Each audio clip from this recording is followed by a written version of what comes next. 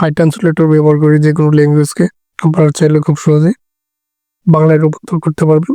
তো আজকের এই ভিডিওতে স্টেপ বাই স্টেপ আপনাদেরকে দেখাবো কিভাবে অ্যাপসটি ইনস্টল করে আপনাদের মোবাইলে এরকম সেট আপ করে নেবেন। তো চলুন ভিউয়ার্স, আমরা প্লে স্টোরে চলে যাই। প্রথমে প্লে স্টোর থেকে অ্যাপসটি ইনস্টল করে নেব।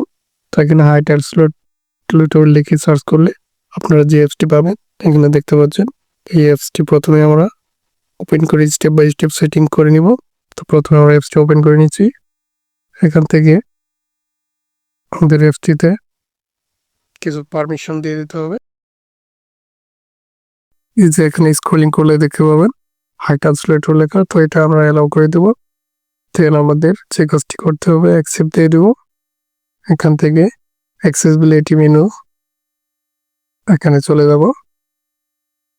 এখান থেকে আমাদের এই অ্যাক্সেসিবিলিটি মেনুটি হাই ট্রান্সলেটর অ্যাপসটি অফ থাকবে, এটা অন করে নিব। তো অন করে নেওয়ার পর আমাদের কাজ শেষ। এখন আমরা যে ল্যাঙ্গুয়েজটি দেখতে চাচ্ছি আমরা সাধারণত ইংলিশ থেকে বাংলা দেখব। তো এখানে প্রথমে আমরা ইংলিশ সেট আপ করে দিব।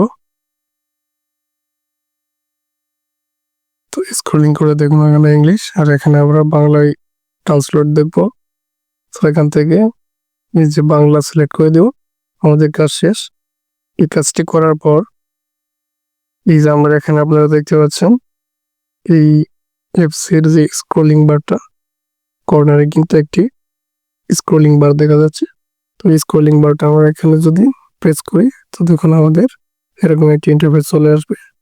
এখন আমরা যে কোনো ট্রান্সলেটরের উপরে যদি লেখার উপরে আমাদের সার্চ আইকনটি ধরি তো আমাদের লেখা কিন্তু অটোমেটিক বাংলায় অনুবাদ হয়। তো অবশ্যই এই অ্যাপসটি সবারই হেল্পফুল, তাই এই ভিডিওটি দেওয়া হলো। ভিডিওটি ভালো লাগলে অবশ্যই লাইক কমেন্ট শেয়ার করবেন। আর যারা চ্যানেলটি এখনো সাবস্ক্রাইব করেনি অবশ্যই চ্যানেলটি সাবস্ক্রাইব করে রাখুন। ধন্যবাদ সবাইকে।